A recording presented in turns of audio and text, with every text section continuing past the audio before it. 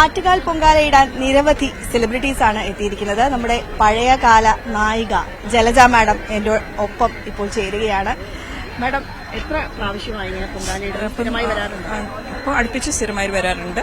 ഒരു 10-15 വർഷമെങ്കിലും ആയിട്ടുണ്ട്. ഇപ്പം അടുപ്പിച്ച് വന്നിടാനുള്ള ഭാഗ്യം ഉണ്ടായിട്ടുണ്ട്.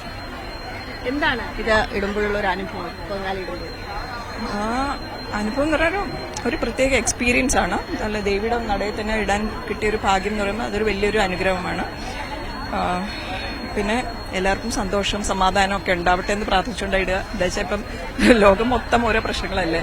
എല്ലാവർക്കും നന്നായി ഇരിക്കട്ടെ, നന്നായി വരട്ടെ എന്നുള്ള പ്രാർത്ഥനയാണ്. എന്താ ഇത്തവണ ഉണ്ടാക്കിയിരിക്കുന്നത്? ഇപ്രാവശ്യം പായസം തന്നെയാണ്. എല്ലാ പ്രാവശ്യം പായസം ഇടുന്നത്. ഒരു പ്രാവശ്യം മാത്രം തെരളി ഉണ്ടാക്കി, പക്ഷെ ബാക്കിയെല്ലാം പായസം തന്നെയാണ്. ദേവിക്ക് ഏറ്റവും ഇഷ്ടം പായസം ആയതുകൊണ്ടാണോ അങ്ങനെ പറയുന്നത്? അപ്പം അങ്ങനെ ചെയ്യുന്നത്. ഏറ്റവും ഇഷ്ടമുള്ളത് പായസമല്ലേ ദേവിക്കും? പായസം തന്നെ. കുടുംബാംഗങ്ങളെല്ലാം വരാറുണ്ടോ? തൊഴാനായിട്ട് ഹസ്ബൻഡും മോളും വന്നിട്ടുണ്ടായിരുന്നു. പക്ഷെ ഇന്ന് മോൾക്ക് വരാൻ പറ്റിയില്ല. പ്രധാനുഷ്ഠാനങ്ങളൊക്കെ ഉണ്ടോ? ഉണ്ട്. വ്രതം എടുത്തിട്ട് തന്നെയാണ് ചെയ്യുന്നത്. 11 ദിവസമാണല്ലോ അവർ പറയുന്നത്. അനുസരിച്ച് 11 ദിവസത്തെ വ്രതം എടുത്തിട്ട് തന്നെയാണ്. അടുത്ത വർഷവും ഇടാനുള്ള ഭാഗ്യമുണ്ടാവട്ടെ എന്നുള്ള പ്രാർത്ഥനയാണ്.